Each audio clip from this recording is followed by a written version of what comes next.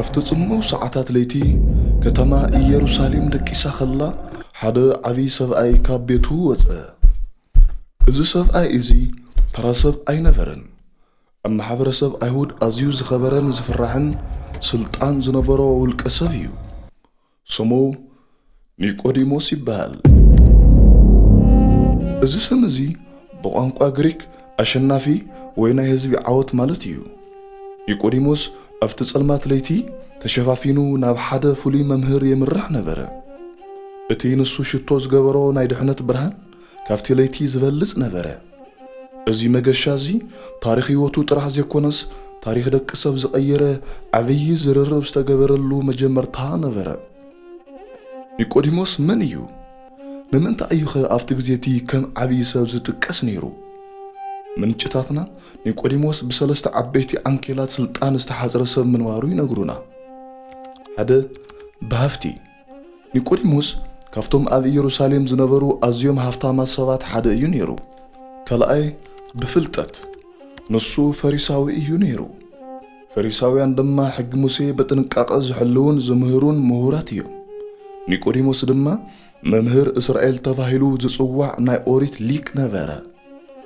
سالساي بسلطان نيقوديموس ابال سانهندرين نبره سانهندرين مالت اتي زلعله بيت فردن مخرن ايهوديو اب ايد نيقوديموس ناي مفرادن ناي ممرحن عبي سلطان نبره مبزحتو سب كابزوم سلسته حدا طراحيو زهلو نيقوديموس جن سلستيوم هفتي فلطت سلطان اتحابابيرو زحازه فولي سب نبره افتغزيتي اتوم فريساويان مسغويتانا ኢየሱስ ክርስቶስ عبي ግጭት نبرهم تمهرتي قويتا نتي نساتهم زقمطو ግብዝነት ዝመልኦ ስርዓት የቃልኦ ስለዝነበረ በመቀኝነት ይከታተልዎ ነበሩ ዝኾነ ሰብ ንኢየሱስ እንተስዒቡ ካብ ቤት ጸሎት ከምዝ ስጎግ ፈኸራን መፍራሕን ይገብሩ ነበሩ ኒቆዲሞስ ግን ካብ መሰታታቱ ዝተፈለየ ልቢ ነበሮ እቶም ካልኦት ንጎይታ ክቃወሙን ክቀትሉን ክመኽሩ ከለው ንሱ ግን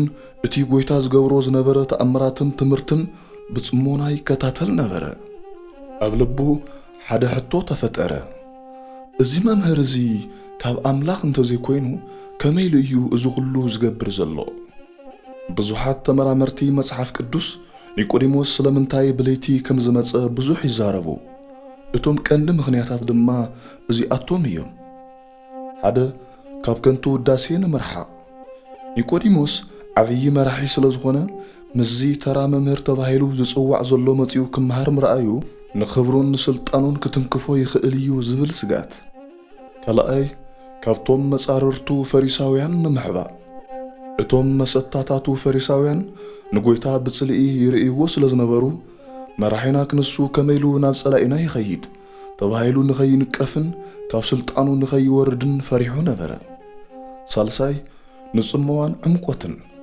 بمعالتي قويتا ببزو حزبي وحد سلازنبره نيقوديموس دما كم مهورنتو متن زرزر زبل مستيراو تمرتي كمهار سلازدلي اتي صمو ساعتات ليتي مرزه رافعي منفساوي تركم ليتي نصلوتن تمرتن مچو غزييو نيقوديموس كافتيناي دونقرنا صلمات نافتيناي دحنت برهان كمص سلازدلي ايو نيقوديموس افتي صلمات تحابيو مزه قويتا جن بعبي فقري تقبلو اتي زصعب زررب دما نمدراوي اتحساسبا نيقوديموس زنا وص عبي مستير نبره نيقوديموس اب قدم قويتا مسقومه بعبي اخبروتيو زرربو جميرو ربي እግዚአብሔር مسؤون تزي كوينو اتي نسخات تغبرو زلخا تامرات خغبر زخيل يلفونمو نسخا ممهر كوينكا كاب املاح كم زمصاخا نفلطينا بلو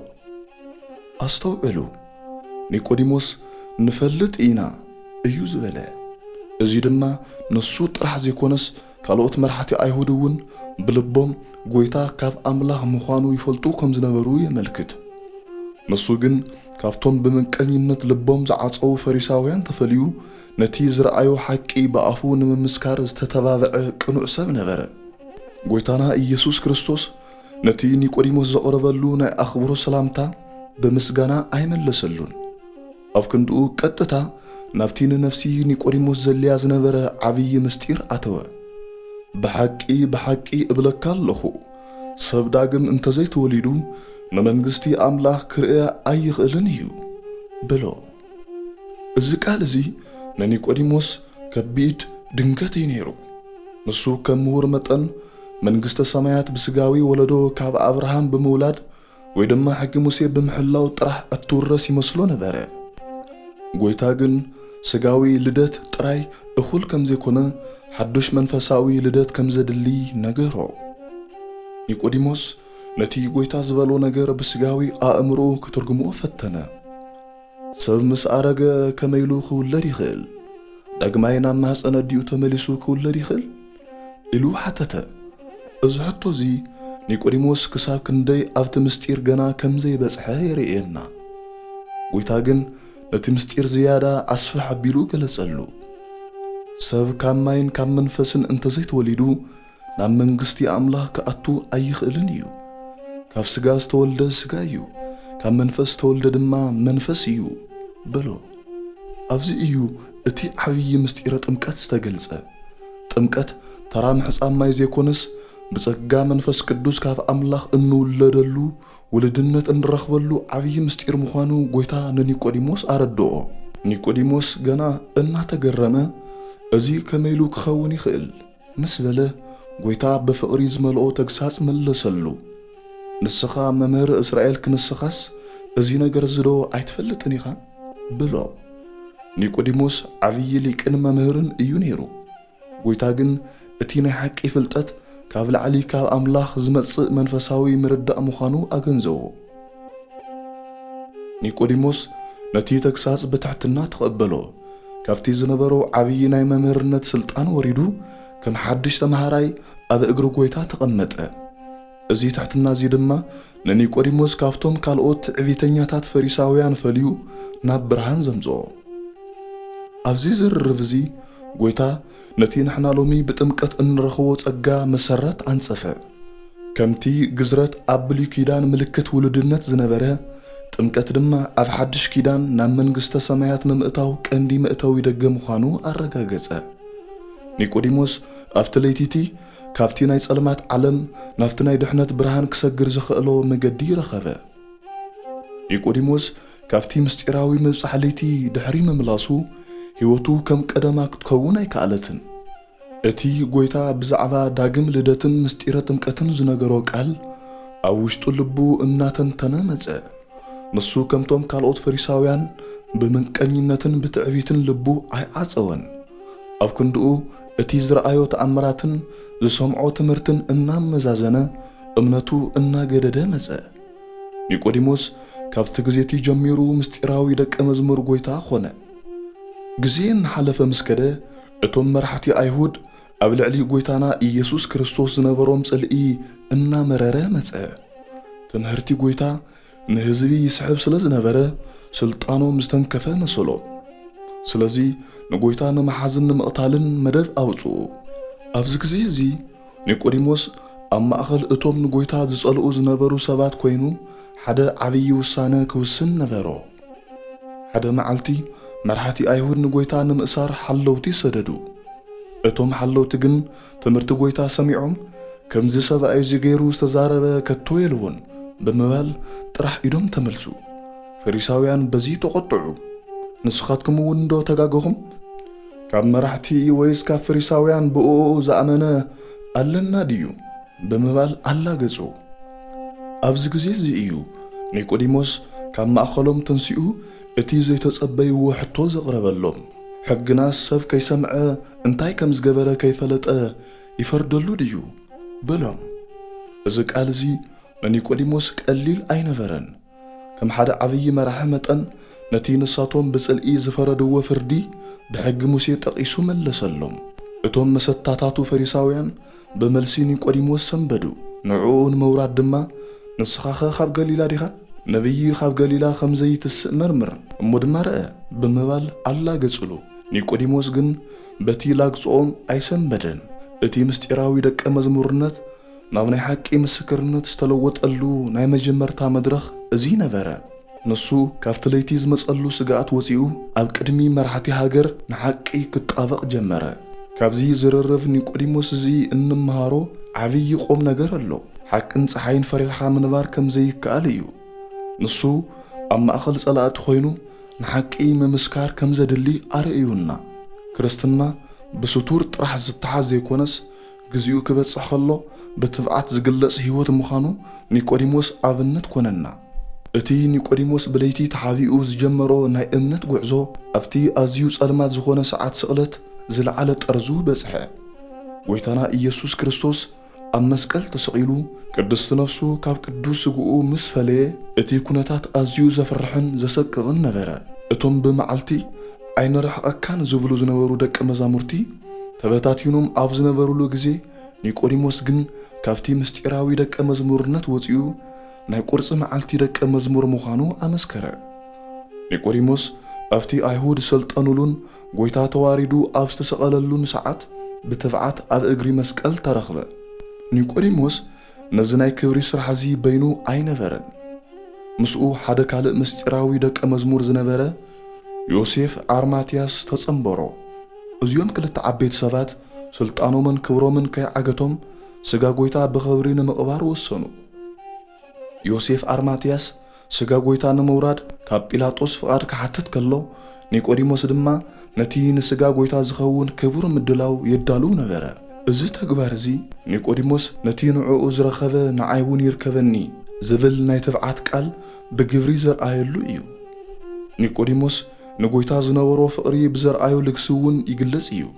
ንሱ ንስጋ ጎይታ ንምቕባእ ኣዝዩ ክቡር ሽቶ ኣምፀአ። ከምዚ ዝበለ ክቡር ሽቱ ኣብቲ ግዜቲ ንነገስታት ጥራሕ ዝግበር ኣዝዩ ክቡር ምድላው እዩ ነይሩ። ኒቆዲሞስ ነዚ ኩሉ ዝገበረ ጎይታ ንጉስ ነገስታት ምዃኑ ብልቡ ስለ ዝኣመነን ካብቲ ብለይቲ ዝጀመሮ ትምህርቲ ናብ ፍጹም እምነት ስለ ዝበጽሐን እዩ። ኒቆዲሞስን ዮሴፍን ነቲ ቅዱስ ስጋ ጎይታ ካብ መስቀል ኣውሪዶም በቲ ኒቆዲሞስ ዘምጽኦ ክቡር ሽቱ ቀብእዎ። ብድሕሪኡ ብንጹህ በፍታ ገነዝዎ። ቤተ ክርስቲያን ከም እትምህሮ ኒቆዲሞስን ዮሴፍን ነቲ ክቡር ስጋ ጎይታ ክገንዙ ከለዉ በመሪሕነት መንፈስ ቅዱስ ቅዱስ እግዚአብሔር ቅዱስ ሓያል ቅዱስ ሕያው ዘኢይመውት እንዳበሉ ይጽልዩ ከም ዝነበሩ ይንገር። እዚ ድማ ኒቆዲሞስ ቀዲሙ ካብ ኩሎም ሰባት ነቲ ጎይታ ኣብ መስቀል ከለውን መለኮቱ ካብ ስግኡ ከም ዘይተፈለየ ዝመስከረሉ ዓብዪ ናይ ሃይማኖት ምስጢር እዩ። ኒቆዲሞስ ነቲ ብኽብሪ ዝተገንዘ ስጋ ጎይታ ኣብቲ ዮሴፍ ኣርማትያስ ዘዳለዎ ሓድሽ መቃብር ኣንበርዎ። እዚ መቃብር እዚ ሰብ ዘይተቐበሮ ሓድሽ ምዃኑ ጎይታ ድማ ሞት ኣሸኒፉ ንኽትስእ ዝተዳለወ ናይ ዓወት መድረኽ ነበረ። ኒቆዲሞስ ኣብዚ ሰዓት እዚ እቲ ጎይታ ብለይቲ ዝነገሮ ዳግም ልደት ትርጉሙ እናበረህሉ መጸ። ሞት ጎይታ ንደቂ ሰብ ሓድሽ ህይወት ዝህብ ምዃኑ ብግብሪ ዝረኣየሉ ህሞት ነበረ። ጎይታናን መድሓኒትናን ኢየሱስ ክርስቶስ ሞት ተሸኒፉ ምስ ተስአ ኒቆዲሞስ ካብቶም ቀዳሞት ምስክር ትንሣኤ ዝኾኑ ሰባት ሓደ ነበረ። እቲ ብለይቲ ተሓቢኡ ዝጀመሮ ምስጢራዊ ደቀ መዝሙርነት ሕጂ ናብ ግህዱን ጽኑዑን ምስክርነት ተለወጠ።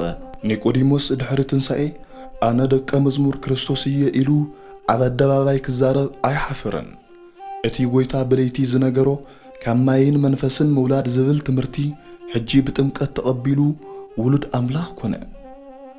ኒቆዲሞስ ብክርስቶስ ምእማኑን ምስክርነቱን ነቶም መሰታታቱ ዝነበሩ ፈሪሳውያንን መራሕቲ ኣይሁድን ኣዝዩ ኣቆጥዖም።